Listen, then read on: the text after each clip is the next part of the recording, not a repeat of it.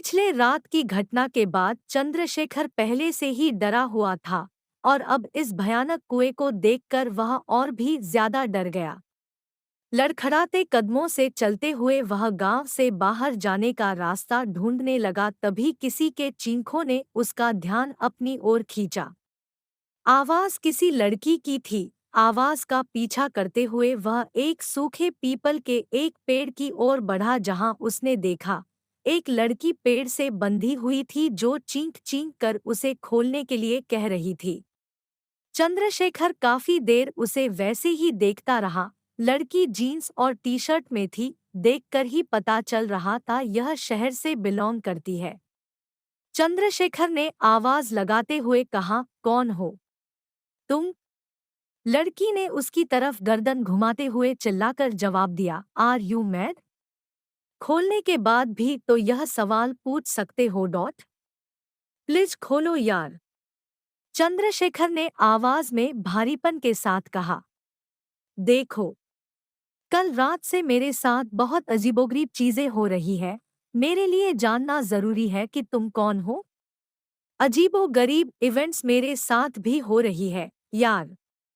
हम तो पेट्रोल ढूंढते हुए आए थे यहाँ, फिर विलेजर्स ने हमें पकड़ लिया, मुझे यहाँ बांध दिया और मेरे बॉयफ्रेंड को पता नहीं कहाँ लेकर चले गए। मैं कल रात से यहाँ बंधी हुई हूँ, लड़की ने लड़खड़ाती आवाज में कहा। लड़की की बातें सुनने के बाद चंद्रशेखर आगे बढ़कर उसे पेड़ से खोल दिया और पूछने लगा, तुम कहाँ से हो और तुम लोग किस रास्ते से यहाँ आए थे? लड़की सांसें भरती हुई जवाब दी, गांव के दूसरी ओर से, मैं रांची से हूँ। My name is Leena. मेरा नाम चंद्रशेखर है। मैं भी रांची से ही हूँ, चंद्रशेखर ने जवाब दिया। आगे उसने कहा, तुम कह रही थी गांव वाले तुम्हारे दोस्त को पकड़ कर ले गए हैं, लेकिन यहाँ तो पूरा गांव ही खाली दिखाई दे रहा है। कैसे ढूंढेंगे उसे और निकलेंगे भी तो कहाँ से? मैं काफी देर से इधर उधर भटक रहा हूँ। बाहर निकलने का कोई रास्ता मुझे नजर नहीं आ रहा। लीना, पता नहीं, मैं कुछ नहीं जानती। मेरा सर बहुत दुख रहा है, मुझे प्यास लगी है, पहले पानी ढूंढते हैं। चंद्रशेखर ने बात काटते हुए कहा, इस गांव का पानी न पियो तो ही अच्छा। ये गांव मुझे भूतिया लग रहा है। पता है, मैंने एक कुएं से पानी पिया, मुंह धोया, लेकिन जब दोबारा कुएं को झांका तो पूरा का पूरा कुआं ही सूखा हुआ था। थोड़ी मजाकिया अंदाज में लीना पूछ पड़ी, सूखे कुएं से तुमने पानी निकाला? सीरियसली? चंद्रशेखर उसकी ओर देख कहने लगा, तुम्हें ये सब मजाक लग रहा है? थोड़ा रुककर उसने आगे कहा, मैं एक डिलीवरी बॉय हूँ। कल डिलीवरी करने के लिए मैं एक हॉस्पिटल पे पहुंचा था, लेकिन मेरी बदकिस्मती की मेरी बाइक वहीं खराब हो गई और वहां आसपास कोई ठीक करने वाला भी नहीं। हॉस्पिटल के एक डॉक्टर जिनका डिलीवरी मैं करने गया था बहुत अच्छे व्यवहार के थे। उन्होंने हॉस्पिटल के चपरासी को मेरा बाइक लेकर बनवाने के लिए भेज दिया और मुझे बरामदे के चेयर पर बैठ जाने के लिए कहा। पता नहीं कब मेरी आंख लग गई और जब उठा तो देखा रात हो चुकी थी। हॉस्पिटल में काफी अंधेरा था, एक भी बत्ती नहीं जल रही थी। मैंने डॉक्टर्स और नर्सेज को आवाज लगाई, कोई जवाब नहीं। न डॉक्टर न कोई मरीज, पूरा का पूरा हॉस्पिटल खाली था।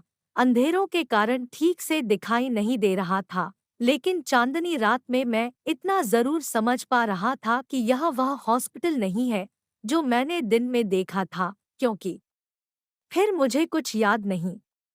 मैं इस गांव में कब आया, कैसे आया, कुछ भी नहीं। आँख खुली तो सुबह हो चुकी थी और मैं इस गांव में था। लीना खामोशी से सिर्फ सुनते हुए उसके साथ आगे बढ़ रही थी। चंद्रशेखर ने उससे पूछा, तुम्हें गांव वालों ने क्यों बांधा? Leena, I don't know. हमारी कार में पेट्रोल कम था। हम कोई पेट्रोल पंप या कोई ऐसा दुकान ढूंढ रहे थे जहां पेट्रोल मिलता हो।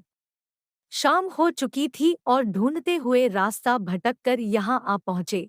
कल यहाँ बहुत से लोग थे। कुछ लोग बकरी ले जा रहे थे। उनसे हमने दुकान के बारे में पूछा तो उन्होंने कुछ भी जवाब नहीं दिया, बल्कि जबरदस्ती हमें कार से उतारकर रवि को पकड़कर खींचते हुए अपने साथ ले जाने लगे।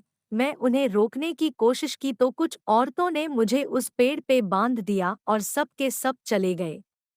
पूरी रात मैं वहां बंधी रही, चिल्लाती रही, लेकिन किसी ने जवाब भी नहीं दिया। अब मैं नहीं जानती कि रवि को कहाँ ढूंढूं और यहाँ से बाहर कैसे निकलूं।